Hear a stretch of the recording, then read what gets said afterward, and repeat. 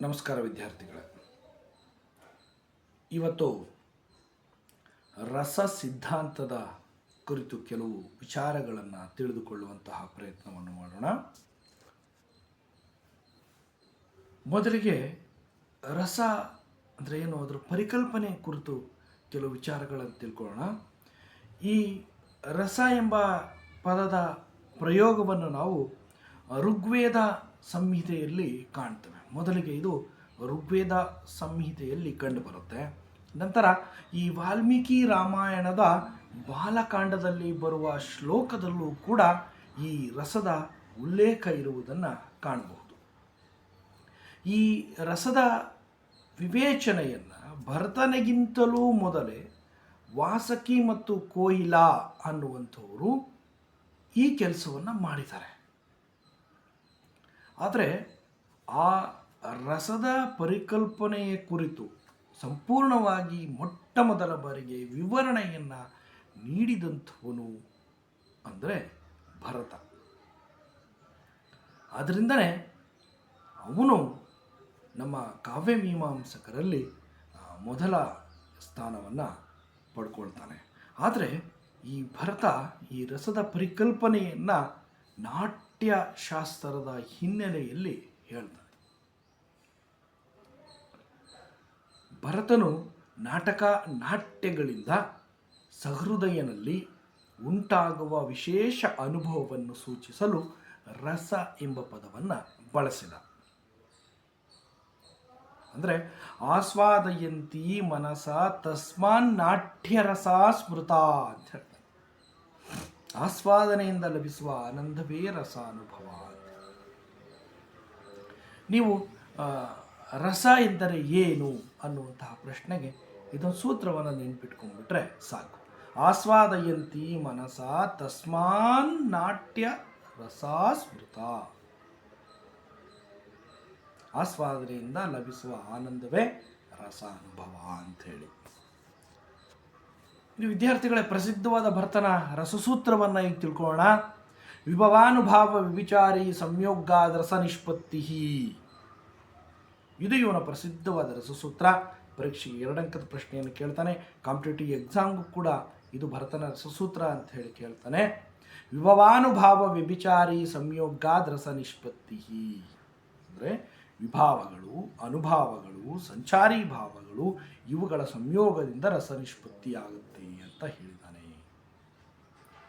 ಅಂದರೆ ಇವನು ಎಲ್ಲಿಯೂ ಕೂಡ ಭಾವದ ಪ್ರಸ್ತಾವವನ್ನು ಮಾಡಿಲ್ಲ ಅನ್ನುವಂಥದ್ದು. ಆದರೆ ಅದನ್ನು ಅಧ್ಯಾಹಾರ ಮಾಡಿಕೊಳ್ಬೇಕು ಅಂಥೇಳಿ ಕಾವ್ಯ ಮೀಮಾಂಸಕರು ಹೇಳಿರ್ತಕ್ಕಂಥ. ಆದರೆ ಅವನು ಮುಂದೆ ಆ ಭಾವದ ವಿವರಣೆಯನ್ನು ಕೊಡ್ತಾನೆ. ತನ್ನ ರಸಸೂತ್ರದ ವಿಶ್ಲೇಷಣೆ ಮಾಡ್ತಾ ಭಾವದ ಪ್ರಸ್ತಾವವನ್ನು ಮಾಡ್ತಾನೆ. ಆದರೆ ಆ ರಸಸೂತ್ರದಲ್ಲಿ ಭಾವ ಅಥವಾ ಸ್ಥಾಯಿ ಭಾವ ಎನ್ನುವ ಪದ ಎಲ್ಲ. ಕಾಂಪಿಟೇಟಿವ್ ಎಕ್ಸಾಮ್ಗೆ ಭಾಳ ಸರಿ ಇದನ್ನು ಕೇಳಿದ್ದಾನೆ. ಭವಾನುಭಾವ ವಿವಿಚಾರಿ ಸಂಯೋಗ ರಸ ನಿಷ್ಪತ್ತಿ. ನೆನ್ಪಿಟ್ಕೋಬೇಕು. ಭರತನು ತನ್ನ ರಸಸೂತ್ರವನ್ನು ಒಂದು ದೃಷ್ಟಾಂತದ ಮೂಲಕ ವಿವರಿಸುವಂಥ ಪ್ರಯತ್ನ ಮಾಡ್ತಾನೆ. ಬೆಲ್ಲ ಮೊದಲಾದ ದ್ರವ್ಯಗಳು, ಮಸಾಲೆ, ವನಸ್ಪತಿಗಳು ಮುಂತಾದವುಗಳಿಂದ ಹೇಗೆ ಪಾನಕ ಮೊದಲಾದ ರಸಗಳು ಉಂಟಾಗುತ್ತವೆಯೋ ಹಾಗೆಯೇ ಭಾವಗಳಿಂದ ಕೂಡಿದ ಸ್ಥಾಯಿ ಭಾವಗಳು ರಸತ್ವವನ್ನು ಹೊಂದುತ್ತವೆ. ರಸ ಎಂದರೆ ಆಸ್ವಾದಿತವಾಗುವುದು. ಆನಂದಾನುಭವವೂ ರಸವೇ, ಆಸ್ವಾದನೆಯಾಗುವುದೂ ರಸವೇ. ನೋಡಿ, ಇದಕ್ಕೆ ಎಷ್ಟು ಒಳ್ಳೆ ಒಂದು ದೃಷ್ಟಾಂತ ಕೊಡ್ತಾನೆ. ಈಗ ಒಂದು ಪಾನಕ ಮಾಡಬೇಕಂದ್ರೆ ಅದಕ್ಕೆ ಬೆಲ್ಲ, ಅದಕ್ಕೆ ಬೇಕಾದಂತಹ ಕೆಲವು ವನಸ್ಪತಿಗಳು, ಆಮೇಲೆ ಈ ನಿಂಬೆಹಣ್ಣು, ಈ ಏಲಕ್ಕಿ ಮುಂತಾದ ಪದಾರ್ಥಗಳನ್ನು ಹಾಕಿ ನಾವು ಒಳ್ಳೆಯ ಒಂದು ಪಾನಕವನ್ನು ತಯಾರಿಸ್ತೀವಿ.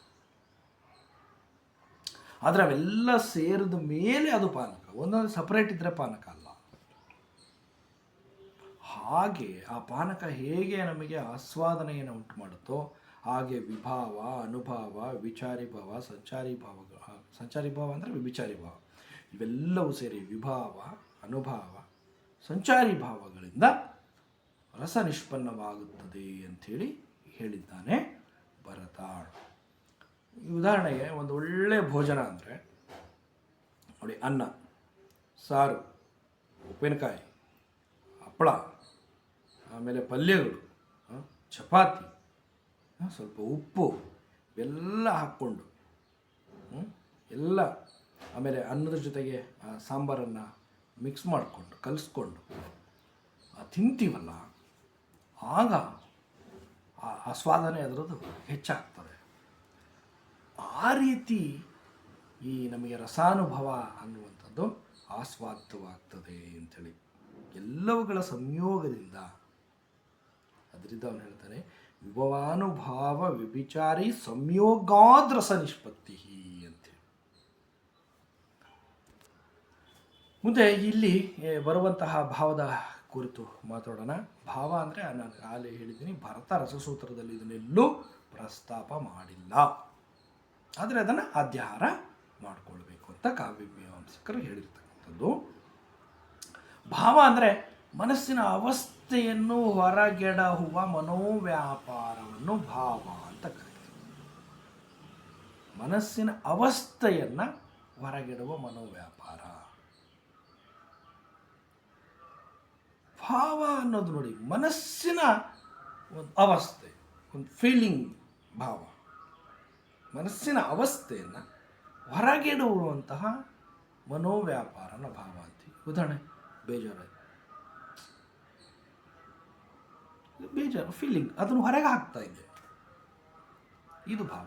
ಅಥವಾ ಭಾವ ಅಂದರೆ ಇರುವುದು ಅಥವಾ ಸ್ಥಿತಿ, ನಮ್ಮ ಮನಸ್ಸಿನ ಸ್ಥಿತಿ ಹೇಗಿದೆ ಅನ್ನೋದೇ ಭಾವ.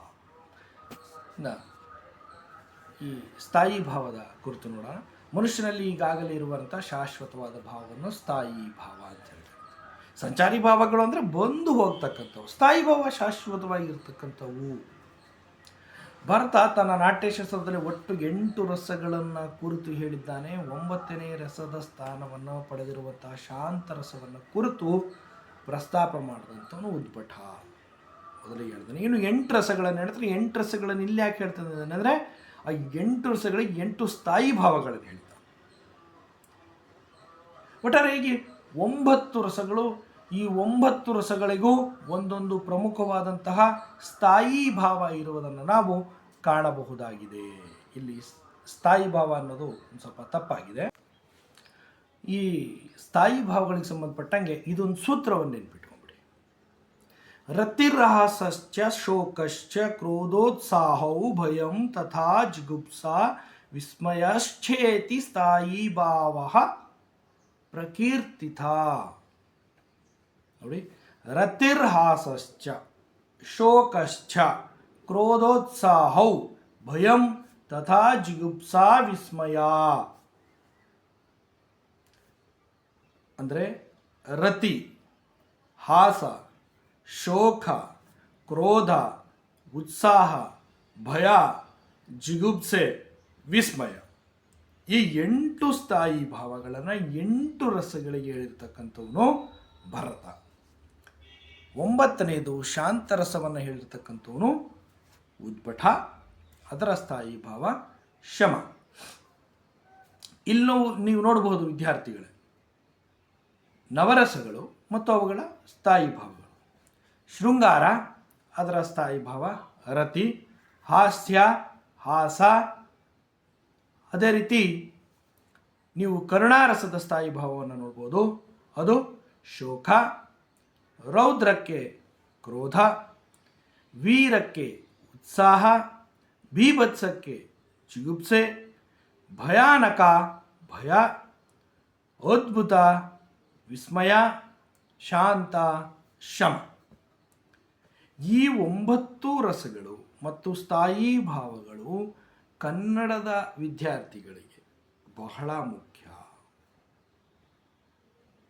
ಕಾವ್ಯಮೀಮಾಂಸೆ ಅನ್ನುವಂಥದ್ದು ಹೆಚ್ಚಾಗಿ ಭರತನ ರಸದ ಸೂತ್ರನೇ ಸುತ್ತು ಹೊಡೆಯುತ್ತೆ.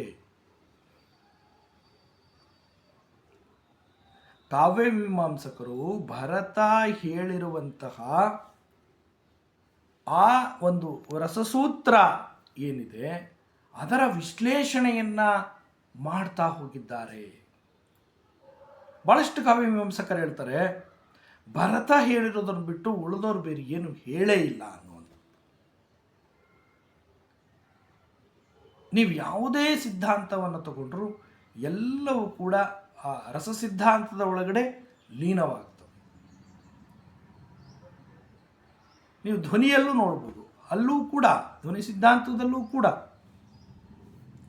ಈ ರಸಧ್ವನಿ ಇರುವುದನ್ನು ಕಾಣ್ತೇವೆ. ಹಾಗಾಗಿ ವಿದ್ಯಾರ್ಥಿಗಳೇ, ಇದು ಬಹಳ ಮುಖ್ಯ. ಇದನ್ನು ನೀವು ಎಲ್ಲರೂ ಕೂಡ ಈ ನವರಸಗಳು, ಆ ನವರಸಗಳ ಸ್ಥಾಯಿ ಭಾವಗಳನ್ನು ನೆನಪಿಟ್ಕೋಬೇಕು. ಪರೀಕ್ಷೆ ದೃಷ್ಟಿಯಿಂದ 5 ಅಂಕ 10 ಅಂಕದ ಪ್ರಶ್ನೆಗಳು ಕೂಡ ಈ ಭಾಗದಲ್ಲಿ ನಿಮಗೆ ಕೇಳ್ತಾರೆ. ಕಾಂಪಿಟೇಟಿವ್ ಎಕ್ಸಾಮ್ಗೆ ಉದಾಹರಣೆಗೆ ಈ ರಸದ ಸ್ಥಾಯಿ ಭಾವ ಯಾವುದು, ಈಗ ವೀರದ ಸ್ಥಾಯಿ ಭಾವ ಯಾವುದು ಅಂತ ಕೇಳ್ತಾನೆ. ಉತ್ಸಾಹ, ಭಾಳಷ್ಟು ಸರಿ ಕೇಳಿದ್ದಾನೆ ವೀರದ ಸ್ಥಾಯಿ ಭಾವ. ಅದರಿಂದ ಇವನ್ನೆಲ್ಲವನ್ನು ನೀವು ನೆನ್ಪಿಟ್ಕೊಳ್ಳಿ. ಮತ್ತು ಸ್ಥಾಯಿ ಭಾವವನ್ನು ನೆನ್ಪಿಡೋದಕ್ಕೋಸ್ಕರ ಈ ಸೂತ್ರ ರತಿರ್ಹಾಸಶ್ಚ ಶೋಕಶ್ಚ ಕ್ರೋಧೋತ್ಸಾಹೌ ಭಯಂ ತಥಾ ಜಿಗುಪ್ಸಾ ವಿಸ್ಮಯಶ್ಚೇತಿ ಸ್ಥಾಯಿ ಭಾವ. ಇದನ್ನು ನೀವು ನೆನ್ಪಿಟ್ಕೋಬೇಕು. ಅದು ರತಿರ್ಹಾಸಶ್ಚ ಶೋಕಶ್ಚ, ಅದು ಸ್ವಲ್ಪ ತಪ್ಪಾಗಿ ಇದು ಟೈಪಿಸಲಾಗಿದೆ, ಅದನ್ನು ನೀವು ಸರಿಪಡಿಸ್ಕೊಳ್ಳಿ ವಿದ್ಯಾರ್ಥಿಗಳೇ. ಇಲ್ಲಿಗೆ ಈ ಒಂದು ಚಿಕ್ಕ ತರಗತಿಯನ್ನು ಮುಕ್ತಾಯಗೊಳಿಸ್ತಾ ಇದ್ದೇನೆ. ಮುಂದಿನ ತರಗತಿಯಲ್ಲಿ ನಾವು ಮತ್ತೆ ಭೇಟಿಯಾಗೋಣ. ನೆನ್ಪಿಟ್ಕೊಳ್ಳಿ, ರತಿರ್ಹಾಸಶ್ಚ ಶೋಕಶ್ಚ ಅನ್ನೋದು ಸ್ವಲ್ಪ ತಪ್ಪಾಗಿದೆ, ಅದನ್ನು ಸರಿಪಡಿಸ್ಕೊಳ್ಳಿ. ಈ ಸೂತ್ರವನ್ನು ನೆನ್ಪಿಡಿ. ಬಹಳ ಮುಖ್ಯವಾಗಿ ಈ ನವರಸಗಳನ್ನು ಬರೆದು ನೆನ್ಪಿಟ್ಕೊಳ್ಳಿ, ಯಾವುದಕ್ಕೂ ಮರೆಯಬಾರದು. ಧನ್ಯವಾದಗಳು. ಮುಂದೆ ಭೇಟಿಯಾಗೋಣ.